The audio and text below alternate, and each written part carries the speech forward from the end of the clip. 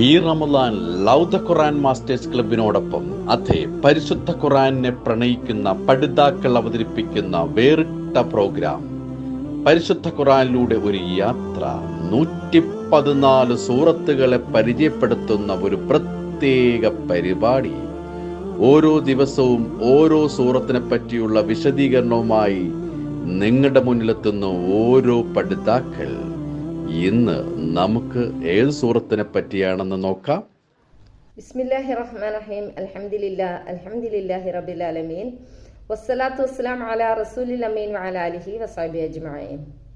എൻ്റെ ശബ്ദം ശ്രവിക്കുന്ന മാന്യ ശ്രോതാക്കളെ, അസ്സലാമു അലൈക്കും വറഹ്മത്തുള്ളാഹി വബറകാതുഹു. ഞാൻ ഫാസില. പരിശുദ്ധ ഖുർആനിലെ സൂറത്തുകളെ പരിചയപ്പെടുത്തുന്ന ഈ ഒരു പ്രോഗ്രാമിലേക്ക് ഏവർക്കും സ്വാഗതം. ഇമാം അഹ്മദ്, തിർമിദി, ഹാക്കിം എന്നിവർ ഉദ്ധരിച്ച ഒരു ഹദീസിൽ നമുക്ക് ഇങ്ങനെ കാണാം. നബി സല്ലല്ലാഹു അലൈഹി വസല്ലം പറയുന്നു, അന്ത്യനാളിനെ കണ്ണുകൊണ്ട് കാണുന്നത് പോലെ നോക്കിക്കാണാൻ ആരെങ്കിലും ഇഷ്ടപ്പെടുന്നുണ്ടെങ്കിൽ അവർ സൂറത്ത് തക്വീർ, സൂറത്ത് ഇൻഫിത്താർ, സൂറത്ത് ഇൻഷിഖാഖ് എന്നിവ ഓതിക്കൊള്ളട്ടെ. ഇങ്ങനെ പറയാൻ കാരണം അന്ത്യനാളിനെ കുറിച്ചും അതിന്റെ ഭയാനകതയെക്കുറിച്ചും അതിന് ശേഷമുള്ള രക്ഷാ നടപടികളെക്കുറിച്ചും എല്ലാം വളരെ വ്യക്തമാക്കി തന്നെ ഈ ഒരു സൂറത്തുകളിൽ പ്രതിപാദിച്ചിട്ടുണ്ട്. ഈ 3 സൂറത്തുകളിൽ ഒന്നായ സൂറത്ത് ഇൻഷിഖാഖാണ് ഇൻഷാ അല്ലാഹ് ഞാൻ നിങ്ങളുടെ മുന്നിൽ പരിചയപ്പെടുത്തുന്നത്. പരിശുദ്ധ ഖുർആനിലെ 84-ാം അധ്യായമാണ് സൂറത്ത് ഇൻഷിഖാഖ്. മക്കയിൽ അവതരിച്ച ഈ സൂറത്തിന് 25 ആയത്തുകളാണുള്ളത്. ഇൻഷിഖാഖ് എന്നാൽ പൊട്ടിപ്പിളരൽ എന്നാണ് അർത്ഥം.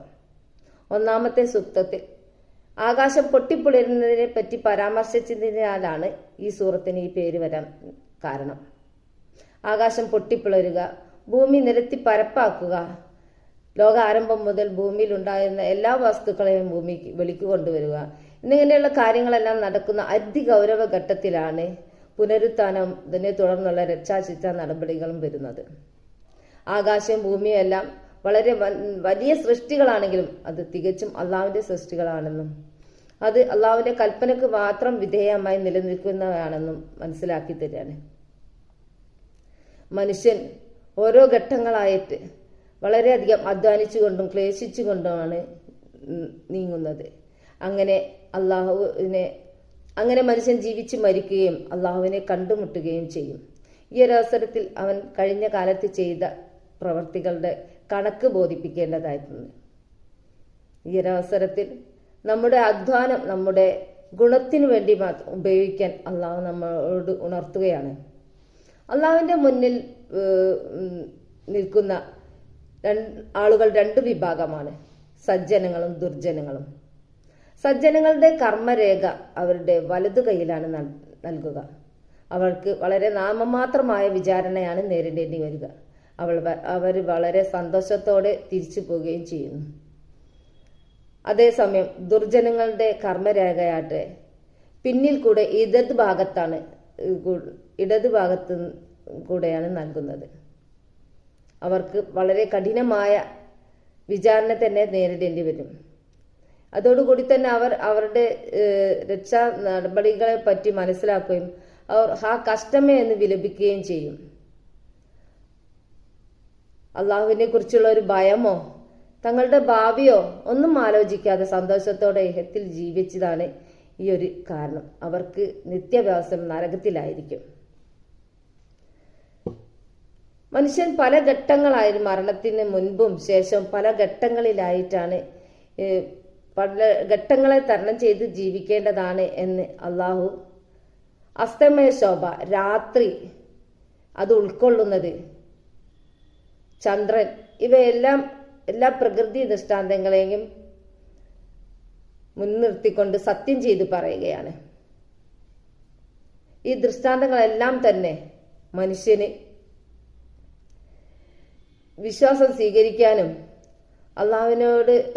അള്ളാഹുവിനെ അനുസരിക്കാനും അള്ളാഹുവിന്റെ മുന്നിൽ കുമ്പിടുവാനും ഒക്കെയുള്ള കാരണങ്ങളാണ്. എന്നാൽ ഇവയൊന്നും ഗൗനിക്കാതെ തികച്ചും ഇഹലോകത്തിൽ മാത്രം മുഴുകിക്കൊണ്ടാണ് മനുഷ്യൻ ജീവിക്കുന്നത്. ഇങ്ങനെയുള്ള മനുഷ്യർക്ക് കഠോരമായ നരകശിക്ഷയെപ്പറ്റിയുള്ള സന്തോഷ വാർത്ത അറിയിക്കുവാൻ അള്ളാഹു നബിയോട് കൽപ്പിക്കുകയാണ്. അതേസമയം തന്നെ സത്യവിശ്വാസം സ്വീകരിച്ച് സൽക്കർമ്മങ്ങൾ അധിഷ്ഠിതമായി ജീവിക്കുന്ന മനുഷ്യർക്ക് മുറിഞ്ഞു പോകാത്ത വളരെ അങ്ങേയറ്റം പ്രതിഫലമുണ്ട് എന്നുള്ള സന്തോഷ വാർത്ത കൂടിയുള്ള അങ്ങനെ എന്നുള്ള മുറിഞ്ഞു പോകാത്ത പ്രതിഫലം വാഗ്ദാനം ചെയ്തുകൊണ്ടാണ് ഈ ഒരു സൂറത്ത് അവസാനിക്കുന്നത്. ഇൻഷാ അല്ലാഹ് സത്യവിശ്വാസം സ്വീകരിച്ച് സൽക്കർമ്മങ്ങൾ ചെയ്ത് അള്ളാഹുവിന്റെ ഇഷ്ടദാസന്മാരായി ജീവിക്കുവാൻ നമുക്കെല്ലാവർക്കും അള്ളാഹു തൗഫീക്ക് ചെയ്തു തരുമാറാകട്ടെ എന്ന് പ്രാർത്ഥിച്ചുകൊണ്ട് ഞാൻ എൻ്റെ വാക്കുകൾ നിർത്തുന്നു. ആഖിർ ദഅവാന അനിൽ ഹംദുലില്ലാഹി റബ്ബിൽ ആലമീൻ. അസ്സലാമു അലൈക്കും വറഹ്മത്തുള്ളാഹി വബറകാതുഹു.